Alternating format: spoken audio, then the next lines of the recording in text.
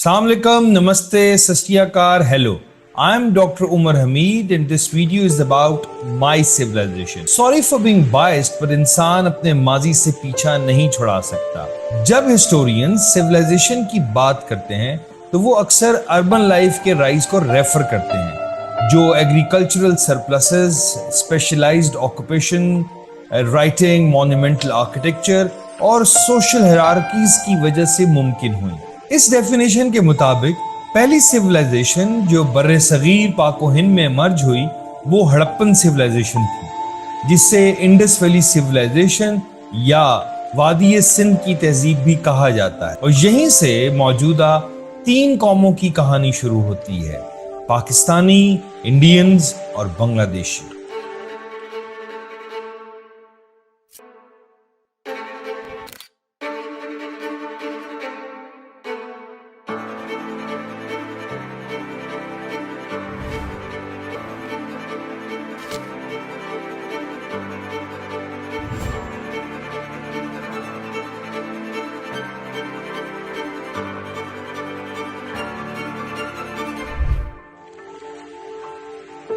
Indus valley या Harappan civilisation लगभग 5000 साल पहले मौजूद थी, जो वेस्टर्न इंडिया और पाकिस्तान के बहुत बड़े एरिया में फैली हुई. ये सिविलाइजेशन 2 बड़े दरियाओं के किनारे मौजूद थी: अजीम दरियाए सिंध या इंडस रिवर और आज का मौसमी दरिया गग्गर हाकरा. लेकिन ये और दरियाओं समंदर के किनारे और कुछ आइलैंड्स पर भी थी. ये सिविलाइजेशन 3300 BC के आसपास शुरू हुई थी, लेकिन इसका सोशल और टेक्नोलॉजिकल पिनाकल, जिसे आर्कियोलॉजिस्ट मैच्योर फेज कहते हैं, 2600 और 1900 BCE के दरमियान था, जो तकरीबन 700 सालों तक रहा. हड़प्पन सिविलाइजेशन के आसार खुदाई के दौरान 1924 में डिस्कवर किए गए, यानी सिर्फ 100 साल पहले. और ये एक बहुत बड़ी डिस्कवरी थी जो हमारी सिविलाइजेशन स्टोरी को बहुत ज्यादा एक्सपैंड करती है. सबसे पहला शहर जो डिस्कवर किया गया उसका नाम हड़प्पा था, जो मौजूदा पाकिस्तान में है. और आर्कियोलॉजी की एक आम रिवाज के मुताबिक पूरी सिविलाइजेशन का नाम हड़प्पा के नाम पर रखा गया. ब्रिटिश आर्कियोलॉजिस्ट जॉन मार्शल ने लंदन न्यूज में इस डिस्कवरी का ऐलान और फॉरगेटन एज रिवील्ड के टाइटल से किया. तब से लेकर अब तक 1000 से ज्यादा सेटलमेंट डिस्कवर हो चुकी हैं, जिनमें छोटी बस्तियां, कुछ टाउन्स और 5 बड़े शहरों का पता चला है, जिनमें 3 पाकिस्तान में हैं और कुछ इंडिया में. मोहनजोदाड़ो 1922 में हिंदुस्तानी माहिर आसार कदीमा आर.डी. बनर्जी ने दरियाफ्त किया था. उन्होंने मौजूदा सिंध पाकिस्तान में इस मकाम की खुदाई का आगाज किया, जिससे मोहनजोदाड़ो के बारे में बहुत सी अहम मालूमात सामने आई. ये खुदाई जो हड़प्पा की दरियाफ्त से शुरू हुई थी, इसने जनूबी एशिया के कदीम तारीख के बारे में हमारे इल्म को यकसर बदल दिया. हड़प्पन लोग बहुत ही बेहतरीन आर्किटेक्ट्स थे. मोहनजोदाड़ो उनके सबसे बड़े शहरों में से एक था, जहां लगभग 50,000 लोग रहते थे.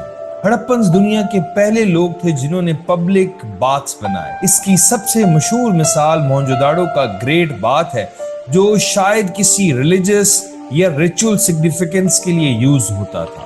हम आगे चल के इसके बारे में डिटेल बात करेंगे. हड़प्पन्स ने दुनिया की पहली प्लान्ड सिटीज बनाई थी, जिसमें अर्बन सैनिटेशन का सिस्टम था. दुनिया के पहले indoor toilets, brick line wells और पक्के रोड्स भी इन्हीं के दौर में बनाए गए थे. ये सब अचीवमेंट्स अपने जमाने की बहुत ही इंप्रेसिव थी. इनकी अर्बन डिजाइन और सिविल इंजीनियरिंग के काम से ये पता चलता है कि हड़प्पन स्किल्ड, क्रिएटिव और प्रैग्मेटिक टेकीज थे.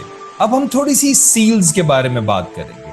सब हड़प्पन्स ने एक कॉमन मटेरियल कल्चर शेयर किया. इसमें उनकी सील्स शामिल हैं जो सॉफ्ट स्टोन से बनाई गई और ट्रेड में पैकेजिंग, ब्रांडिंग या आइडेंटिफिकेशन के लिए इस्तेमाल होती. ये सील्स काफी आर्टिस्टिक होती थी और उन पर रियल और मिथिकल एनिमल्स के नक्श बनाए गए. हॉर्स, कैमल और डोंकी इस वक्त सब कॉन्टिनेंट में नहीं आए थे, इसलिए ये सील्स पर नहीं मिलते. हॉर्स खास तौर पर बाद में आरियंस के साथ सेंट्रल एशिया में 2000 BC के बाद लाया गया. हड़प्पन सील्स पर उनकी स्क्रिप्ट्स भी लिखी होती हैं, जो राइट से लेफ्ट लिखी जाती हैं। कुछ सील्स पर डायनेमिक एक्शन दिखाया गया है, जैसे बफलो हंटिंग सीन या एक औरत जो लड़ते हुए मर्दों के बीच में खड़ी है। शायद वो दोनों उस औरत के लिए लड़ रहे हैं या फिर वो उनकी रेफरी है। थोड़ी टेक्सटाइल्स की बात करते हैं। हड़प्पन रैलम में लोग फाइनली वुवन कॉटन पहनते थे जो टेक्सटाइल लूम्स पर स्पिन किया जाता था और रंगों में डाई होता था। उन्होंने beads, bangles, Coombs, erasers, mirrors और दूसरी हाउस होल्ड चीजें बनाई थी। सेमी प्रीशियस स्टोन से ज्वेलरी भी बनाई गई। कॉपर से बनाए गए इंप्लीमेंट्स और टूल्स उनके फर्नेसेस में कंट्रोल हीटिंग से बनाए जाते थे, जिनको 1200 डिग्री सेंटीग्रेड रिक्वायर होता था। ये उस वक्त की टेक्नोलॉजिकल एडवांसमेंट को जाहिर करता है। स्टैंडर्डाइजेशन इंडस वैली का एक बहुत अहम स्टेप था। हड़प्पन्स का एक uniform set of standardised weights भी था। ख्याल किया जाता है कि इस स्टैंडर्डाइजेशन को बनाने के लिए एक सेंट्रलाइज्ड अथॉरिटी या ट्रेड ऑर्गेनाइजेशन भी होती होगी। उन्होंने अपने अर्बन प्लानिंग के प्रिंसिपल भी बनाए, जैसे स्टैंडर्डाइज्ड ब्रिक्स। लेकिन इतनी कॉमनैलिटीज के बावजूद हड़प्पन्स के अंदर भी काफी इंटरनल डाइवर्सिटी थी, जो उनकी पॉटरी स्टाइल्स में देखने को मिलती है। हड़प्पन्स के डेथ रिचुअल्स में भी फर्क था। बरियल यानी दफनाना कॉमन थी, लेकिन दूसरी प्रैक्टिसेस भी शायद साथ साथ मौजूद थी, जैसे मैयत को नदी या समंदर में बहा देना या फिर क्रीमेशन यानी मैयत को जलाना। क्रीमेशन के बारे में बहुत कम सबूत मिलते हैं। जब बॉडीज के साथ हाउस होल्ड आइटम्स दफना दिए जाते थे तो इससे ये अंदाजा होता है कि उनका बिलीफ लाइफ आफ्टर डेथ पे था। हम जानते हैं कि हड़प्पन्स ब्रॉन्ज एज के दो और सिविलाइजेशन के साथ कॉन्टेम्पररी थे, इजिप्शियन और मेसोपोटामियन सिविलाइजेशन, लेकिन उनके मुकाबले में हड़प्पन्स काफी यूनिक लगते हैं। एक बड़ा फर्क ये था कि हड़प्पन्स ने जायंट स्टोन स्टैचूज नहीं बनाए जो आजकल के लोगों को इम्प्रेस करते हैं, जैसे कि देवताओं या राजाओं के बड़े बड़े स्टैचूज और स्कल्पचर्स, पैलेसेस या इनॉर्मस बरियल चैम्बर्स जैसे पिरामिड्स। कोई नहीं जानता कि हड़प्पन्स ने ऐसी चीजें क्यों नहीं बनाई। वो बना सकते थे क्योंकि उनके पास स्किल्स थी। उनके मशहूर स्टैचूज डांसिंग गर्ल और प्रीस्ट किंग हैं, लेकिन आजकल स्कॉलर्स ये कहते हैं कि उन्हें प्रीस्ट या किंग कहना ठीक नहीं लगता। ये स्कल्पचर या स्टैचूज 7 इंच से भी छोटे हैं। क्ले के छोटे छोटे फिगरीन्स भी मिले हैं जिनमें ज्यादातर फीमेल्स हैं। सवाल यह है कि हड़प्पन्स ने जायंट स्टैचूज क्यों नहीं बनाए। शायद जवाब उनकी और फैसिनेशन में छुपा है। हड़प्पन्स ने कोई temples, priest palaces, weapons of war या स्टैंडिंग आर्मीज के सबूत भी नहीं छोड़े।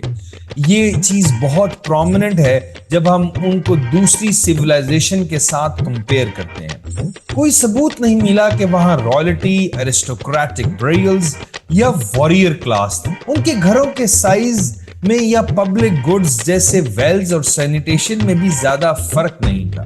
सबको इक्वल एक्सेस मिलता था। बोन से भी यही पता चलता है कि सब लोगों का न्यूट्रिशन भी काफी सिमिलर था। ग्रेव गुड्स की क्वालिटी भी लोगों में काफी सिमिलर थी।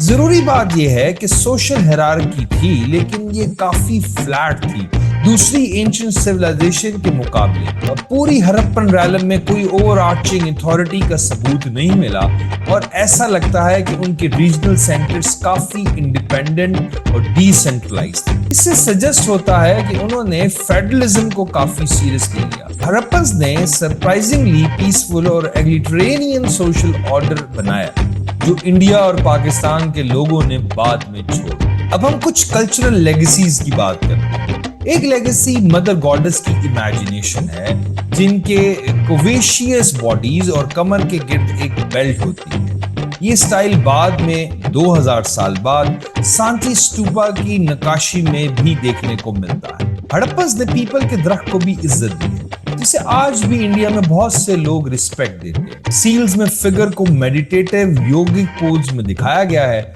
दूसरी हड़प्पन डिस्कवरीज में स्वास्तिका, डाइस और चेस जैसे पीसेस शामिल हैं। शायद वो लोग डाइस को गैम्बलिंग के लिए इस्तेमाल करते हों और बीड्स या मेटल ऑब्जेक्ट्स को जेवर के तौर पर पहनते थे। उन्होंने अलग अलग तरह की बैंगल्स पहनी होती है, जिसमें कुछ बैंगल्स आज भी इंडियन गुजरात, सिंध और साउदर्न पंजाब के रूरल कम्युनिटीज में देखने को मिलती हैं। کچھ فیمل فگرینز میں red paste like substance metal کے اندر لگایا گیا تھا جو آج کے ہندو ٹریڈیشن سندور کے کسٹم کی یاد دلاتا ہے۔ ہڑپن بلوک کارٹ، مٹکا، لوٹا اور دوسرے ڈومیسٹک آبجیکٹس آج بھی یوز ہوتے ہیں۔ انہوں نے ہائی پروٹین گرینز اور سیڈ سے بنے راؤنڈ بالز بھی کھائے تھے جو آج کے لڈو جیسے دکھتے ہیں۔ انہوں نے لینٹلز، ویٹ، ملٹس اور جوار باجرہ اگایا تھا۔ اندازہ لگایا گیا ہے کہ تقریباً 1/4 ہڑپنز 55 سال سے زیادہ جیتے تھے، جو اس وقت کی ایگریکلچرل سوسائٹی کے لیے بہت اچھی عمر تھی۔ ہڑپا، موہنجودڑو اور دھلویرا کی آن سائٹ میوزیم میں آپ کو ان کے بچوں کے ٹوائز اور سٹون سلیب پر کاروڈ گیم سٹونز بھی دیکھنے کو ملے۔ حقیقت یہ ہے کہ ہڑپن سیولائزیشن کے آثار ہماری زندگی میں آج بھی کافی گہرے ہیں، خاص طور پر وہ چیزیں جو فوک اور ٹریڈیشنل ہندوازم سے ریلیٹ کرتی ہیں، جیسے کہ کچھ درختوں اور جانوروں کی پوجا، مدر گاڈ کی ریورنس اور شاید اسپرچل میڈیٹیٹو پریکٹس بھی۔ ہڑپنز کا رنگ بھی کافی ڈارک تھا۔ اسکالر سمجھتے ہیں کہ ان کے ارد گرد آج بھی ایک بہت بڑی مسٹری چھپی ہے، وہ اب بھی کافی انigmatic ہے اور ہماری کئی اسیسمنٹس اب تک صرف اسپیکولیٹو ہیں۔ اب ہم تھوڑی ہڑپن اسکرپٹ کی بات کر لیتے ہیں۔ بدقسمتی سے ہڑپنز کی لکھی ہوئی اسکرپٹ اب تک انڈیسائفرڈ ہے۔ بہت لوگوں نے اسے سمجھنے کی کوشش کی ہے۔ حقیقت میں 100 سے زیادہ لوگوں نے یہ کلیم کیا ہے کہ انہوں نے اسکرپٹ کو ڈیسائفر کر لیا، لیکن اب تک کسی نے دوسرے کو کنونس نہیں کیا۔ ایک مائنورٹی ویو یہ ہے کہ شاید ہڑپن اسکرپٹ لنگوسٹک نہ ہو، یعنی یہ شاید کسی زبان کو ریکارڈ نہیں کرتی بلکہ ایک سمبولک کمیونیکیشن کا طریقہ ہو، جیسے ٹریفک سائن۔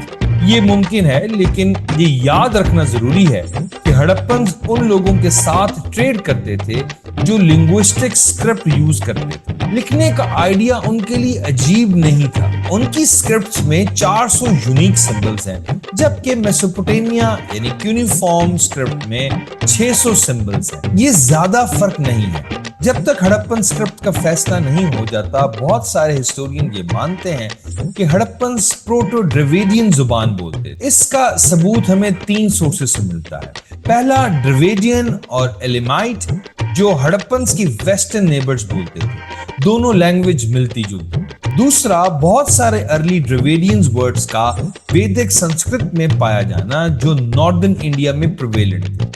اور تیسرا، بروہی زبان کا اب تک زندہ ہونا جو ایک ڈریویڈین لینگویج ہے اور آج بھی پاکستان کے بلوچستان میں ایک چھوٹی سی پاپولیشن میں بولی جاتی ہے۔ جی ہاں، ڈریویڈین زبان کی ایک پاکٹ اب تک وہاں موجود ہے اور اس کی اپنی پیرلل اور انڈیپینڈنٹ ایوولوشن چلتی رہی ہے۔ تو ہڑپنز کے ساتھ کیا ہوا؟ ان کی سیولائزیشن کے ختم ہونے کے لیے بہت ساری تھیوریز پیش کی جاتی ہیں۔ سب سے کامن تھیوری یہ کہتی ہے کہ ریجنل کلائمیٹ چینج کی وجہ سے انہیں زوال آیا، جس میں مونسون بارش رک گئی اور فارمنگ ناممکن ہو گئی۔ اسکالرز یہ بھی سجیسٹ کرتے ہیں کہ شاید وہاں سونامی آیا تھا جو فریش واٹر ریزروائرز کو تباہ کر کے لے گیا اور وہاں کے لوگوں کو ہجرت کرنی پڑی۔ ہڑپنز نے کئی سینچریز تک اپنی ایکولوجیکل چیلنجز کا بہادری سے مقابلہ کیا، لیکن آخر میں شاید فطرت نے انہیں ہرا دیا۔ جب ان کی سیولائزیشن کولیپس ہوئی تو ہڑپن ساؤتھ اور ایسٹ کی طرف مائگریٹ کرنے لگے۔ شہر کے لوگ دوبارہ اس رورل لائف میں گھل مل گئے جہاں سے وہ آئے تھے۔ ہڑپن سیولائزیشن کے بڑے شہر بے آباد ہو گئے اور آہستہ آہستہ لوگ انہیں بھول۔ اب ہم کچھ آرکیٹیکچر اور آرٹیفیکٹس کے بارے میں بات کرتے ہیں جو ہڑپین تہذیب سے منسلک۔ انڈس ویلی سیولائزیشن سے ہمیں زیادہ اسٹیچوز یا اسکلپچرز نہیں ملے۔ یہ اس وجہ سے بھی ہو سکتا ہے کہ کئی آرٹیفیکٹس تباہ ہو گئے ہوں یا پانی کے نیچے چلے گئے ہوں۔ اس کا ثبوت ہمیں وہاں کے کچھ فلڈ ریکارڈ سے بھی ملتا ہے، لیکن کچھ اسکلپچر ضرور ملے ہیں اور ان میں سے ایک مشہور پریسٹ کنگ اسٹیچو ہے۔ یہ statue Indus valley civilisation art کا ایک اہم آرٹیفیکٹ ہے۔ اس اسٹیچو کے خاص فیچر، خاص طور پر اس کے انٹریکیٹ ڈیزائن اس کو ایک بہت امپورٹنٹ ڈسکوری بناتا ہے۔ اسٹیچو کا روپ بہت خوبصورتی سے تراشا گیا ہے اور اس پر ایک ٹریفوئل پیٹرن بنا ہوا ہے جو بڑی مہارت سے تیار کیا گیا ہے۔ اسی انٹریکیسی کی وجہ سے ہم اسے ماسٹر پیس کہتے ہیں۔ اس کا میڈیٹیٹو پوسچر دیکھنے سے کچھ اسکالرز کا ماننا ہے کہ شاید یہ ایک پریسٹ ہو۔ اگر آپ اس کا چہرہ دیکھیں तो आपको सुकून और वकार का एहसास होता, जो इस बात की तरफ इशारा करता है कि शायद ये शख्स मेडिटेशन में है। बाल बहुत खूबसूरती से पीछे बांधे गए हैं और डिजाइन में बहुत ज्यादा तवज्जो दी गई है। स्टैचू के बाल केयरफुली स्टाइल किए गए हैं और एक डेकोरेटिव बैंड भी है जो फोरहेड के इर्द गिर्द है। स्टैचू के राइट हैंड में एक चीज है जो शायद किसी रिलीजियस या सेरेमोनियल पर्पस को दिखाती है। जिस तरह मैंने आपको पहले बताया, एक इंटरेस्टिंग फीचर स्टैचू के रोप पर बना ट्रिफॉइल पैटर्न है, जो कुछ स्कॉलर कहते हैं कि शायद कुछ सिंबॉलिक इंपॉर्टेंस रखता है। सर्कुलर पैटर्न शायद किसी स्पिरिचुअल या सेक्रेड चीजों को रिप्रेजेंट करते हैं। स्टैचू की दाढ़ी भी खास अंदाज में बनाई गई है, जो इस दौर के अक्सर फिगर्स में देखी जा सकती है। इस स्टैचू की क्राफ्टमैनशिप वाकई में काबिले दीद है और जिस प्रिसीजन के साथ इसे तराशा गया है वो उस दौर के आर्टिसंस के एडवांस स्किल्स को दिखाता है। स्टैचूज की आंखें थोड़ी लंबी शेप की हैं, जो इसको एक डिस्टिंक्ट लुक देती हैं। स्टैचू के लेफ्ट शोल्डर पर तो कपड़ा है, लेकिन राइट आर्म भरना है, जो इस बात की तरफ इशारा करता है कि शायद उस दौर का ड्रेसिंग स्टाइल था। स्टैचू के राइट हैंड में जो चीज है उसका कोई सिंबॉलिक या रिलीजियस मकसद हो सकता है, लेकिन हम सिर्फ अवेलेबल एविडेंस पर ही अंदाजे लगा सकते हैं। आज भी पाकिस्तान में सिंध के लोग इस स्टाइल से हजरत लेना पसंद करते हैं। इंडस वैली की साइड मोहनजोदाड़ो से एक और ऑब्जेक्ट मिला है, उसको हम डांसिंग गर्ल कहते हैं। इस स्टैचू ने हमें दिखाया है कि उस वक्त का आर्ट और मेटल वर्क कितना एडवांस था। ये स्टैचू एक ऐसी टेक्निक से बनाया गया है जिसमें कॉपर और दूसरे मेटल्स को मिक्स करके यूज करते थे, जो उस वक्त के लिए बहुत एडवांस था। इस डिस्कवरी के बाद हमें और भी सबूत मिले हैं कि ये सिविलाइजेशन बहुत डेवलप थी। अगर आप स्टैचू को गौर से देखें तो आप देख सकते हैं कि स्टैचू डांसिंग पोज में खड़ी है। इस फिगर की आंखें बहुत बड़ी हैं और इसका नाक थोड़ा अंदर है, जो उस वक्त के और भी ह्यूमन डिपिक्शन में नजर आता है। इसके लेफ्ट आर्म पूरी बैंगल से भरी हुई है, जो टॉप से बॉटम तक है। आजकल ये रेयर है, लेकिन इंडियन राजस्थान और पाकिस्तानी चोलिस्तान में आज भी कुछ औरतें पूरी आर्म पर बैंगल्स पहनती हैं, जो शायद इसी ट्रेडिशनल की कॉन्टिन्यूटी हो सकती है। स्टैचू ने एक नेकलेस पहना हुआ है जिस पर एक पेंडेंट है जिसमें 3 पॉइंट्स हैं। स्टैचू के लेफ्ट लेग थोड़ा आगे है, लेकिन अनफॉर्चुनेटली दोनों फीट टूटे हुए हैं। इससे मिलते जुलते हमें और भी स्टैचू मिले हैं, लेकिन फीचर्स इतने डिटेल नहीं है। डांसिंग गर्ल स्टैचू हजारों साल बाद भी अपनी जगह पर कायम है और हमें अपनी तरफ खींचता है। इसका राइट हैंड शायद एक एल्बो पकड़े हुए है और स्टैचू का कॉन्फिडेंट पोस्चर इस बात का इशारा करता है कि शायद ये किसी पावर या स्टेटस की निशानी है। अगर आप इसके हेयर स्टाइल देखें तो आप देख सकते हैं कि बालों को ब्रेड किया गया है, एक नॉट में बांधा गया है और राइट शोल्डर पर रखा गया है। ये एक इस बात का इशारा करता है कि उस वक्त के लोग अपनी ग्रूमिंग और अपीयरेंस पे बहुत तवज्जो देते थे। ये बात मैंने प्रीस्ट किंग को एलैबोरेट करते हुए भी कही। ये statue lost wax casting technique से बनाया गया था, जो उस वक्त के लिए बहुत एडवांस मेथड था। इसको देखकर हमें पता चलता है कि इंडस वैली के लोग मेटलर्जी और कास्टिंग में बहुत माहिर थे। डांसिंग गर्ल स्टैचू इस बात का सबूत है कि इंडस वैली सिविलाइजेशन के लोग हजारों साल पहले भी बहुत मॉडर्न और स्किल्ड थे। अब हम इंडस वैली सिविलाइजेशन के आर्किटेक्चर और टाउन प्लानिंग के बारे में थोड़ी सी बात करेंगे। इंडस वैली सिविलाइजेशन में 2 बड़े शहर हड़प्पा और मोहनजोदाड़ो हैं। ये सिर्फ छोटे गांव नहीं थे, बल्कि अच्छी तरह से प्लान किए गए अर्बन सिटीज थे। ऐसा लगता है कि इन सिटीज को एक ही बार में प्लान किया गया था और फिर वहां लोग आकर बस गए। इन शहरों की खास बात यह थी कि रेजिडेंशियल और वर्किंग एरियाज बिल्कुल क्लियर तरह से डिवाइड किए गए थे। जैसे कि आजकल कुछ एरियाज में घरों के साथ छोटी शॉप्स होती हैं, वैसा नहीं था। इंडस्ट्रियल एरियाज, रिलीजियस साइट्स और रेजिडेंशियल क्वार्टर्स सब अलग जगह पर थे। इससे पता चलता है कि ये सिटीज बहुत एडवांस प्लानिंग के साथ बनाए गए थे। मोहनजोदाड़ो में एक बहुत स्पेशल फीचर था जिसे ग्रेट बाथ कहते हैं। ये एक बड़ा पूल लाइक स्ट्रक्चर था जो बिल्कुल स्विमिंग पूल जैसा दिखता था। اس کے دونوں سائڈز پر سٹیپ تھے اور اسے سٹی کے اوپر ایک ایلیویٹڈ جگہ پر بنایا گیا تھا۔ اس سے یہ پتا چلتا ہے کہ یہ جگہ کتنی امپورٹنٹ تھی۔ گریٹ باتھ صرف ایک سمپل ٹینک نہیں تھا، بلکہ اس کے آس پاس کا ایریا بھی بہت طرح سے ڈیولپ کیا گیا تھا۔ والز کو واٹر پروف مٹیریل سے سیل کیا گیا تھا تاکہ پانی لیک نہ ہو۔ فلور اس طرح سے ڈیزائن کیا گیا تھا کہ پانی اندر رہے اور سیپیج نہ آئے۔ پانی سپلائی شاید نیئر بائی سورس سے کیا جاتا ہوگا، اور ایک پراپر ڈرینیج سسٹم بھی تھا جو پانی کا فلو کنٹرول کرتا تھا۔ پول کا فلور سینٹر کی طرف سے سلوپ کرتا تھا تاکہ پانی آسانی سے ڈرین ہو سکے۔ اس سے ان کی انجینئرنگ اور اربن پلاننگ کی ایڈوانس انڈرسٹینڈنگ کا پتہ چلتا ہے۔ موئنجوداڑو کا ڈرینیج سسٹم بھی بہت امپریسو تھا۔ پوری سٹی میں انڈر گراؤنڈ ڈرینز تھیں جو بڑے ڈرین سے کنیکٹڈ تھیں، اور ویسٹ کو شہر سے باہر نکالنے کا سسٹم تھا۔ یہ ڈرینز کورڈ تھیں اور ان لوگوں نے انشور کیا تھا کہ پانی اور ویسٹ ٹھیک طریقے سے مینج ہو۔ یہ سسٹم آج کل کے ماڈرن ڈرینیج سسٹم جیسا تھا۔ گریٹ باتھ کے آس پاس کچھ رومز بھی تھے جو شاید چینجنگ روم یا ریچولز کے لیے استعمال ہوتے ہیں۔